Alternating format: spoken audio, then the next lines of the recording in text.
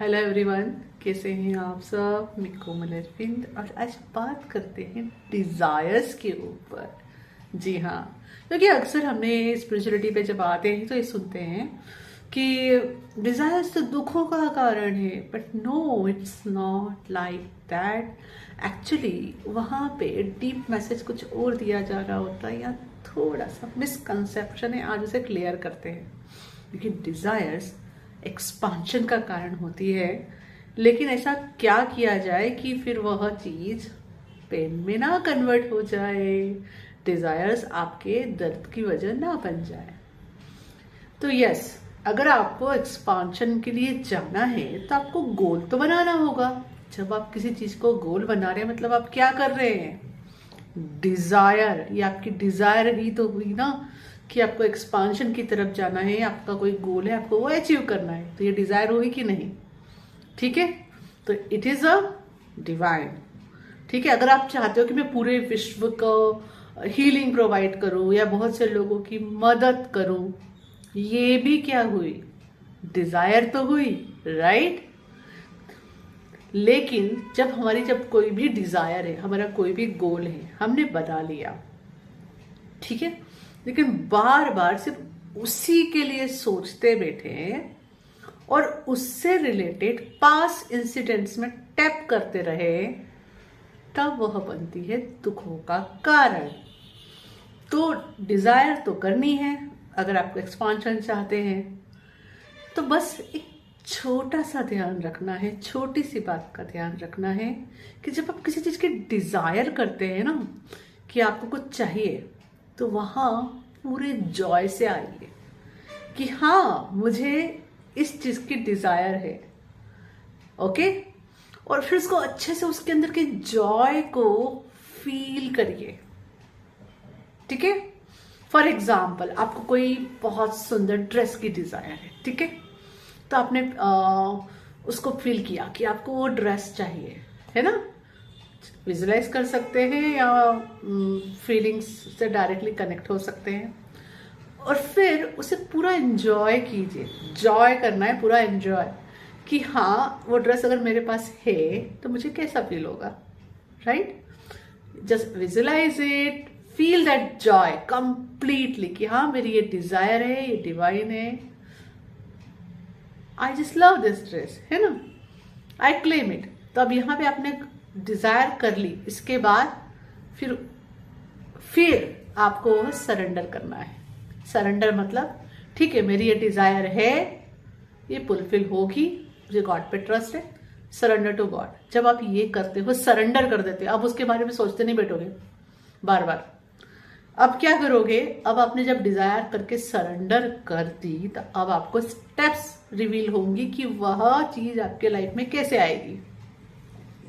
ठीक है, तो हो सकता है आपको उस समय कोई जॉब ऑफर आ जाए, यानी दैट इज अगेन रास्ता हुआ ना, क्या वो ड्रेस खरीद पाओगे, आपके पास उससे पैसे आएंगे, राइट। या हो सकता है वो किसी फंक्शन में बुलाया जाए कि भाई आपको ये फंक्शन अटेंड करना है, हो सकता है वहीं से आपको वो गिफ्ट के रूप में मिल जाए। तो जो भी आपको divine step, divine order reveal होता है, फिर उस पर पूरे विश्वास से बस चलना होता है, स्टेप्स लेनी होती है। हाँ, यहां तक क्लियर हुआ। अब मैं बताती हूँ सबसे बड़ी प्रॉब्लम कहाँ आती है। प्रॉब्लम तब आती है जब आप उस डिजायर के साथ अपने पास्ट एक्सपीरियंसेस जोड़ दें। ठीक है, फॉर एग्जाम्पल मैं ड्रेस को ही कंटिन्यू करती हूँ, सिंपल एग्जाम्पल, इसलिए आपको पास में कोई ड्रेस चाहिए था, ठीक है, आपने डिजायर थी और किसी वजह से वो नहीं मिला था। अब उस फीलिंग को अगर आप यहाँ कनेक्ट करोगे कि यार पास में ऐसा हुआ है, मुझे ये डिजायर थी पर मुझे तो वो चीज मिली नहीं, तो क्या ये मिलेगी क्या, तो क्या कर दिया आपने यहाँ पे, इसका जॉय ही खत्म कर दिया, राइट। पेसिमिस्टिक हो गए वहां पे। अब जॉय की एनर्जी नहीं है, लैक है कि नहीं है, और इस तरह की एनर्जी आ गई, राइट, डाउट की एनर्जी आ गई।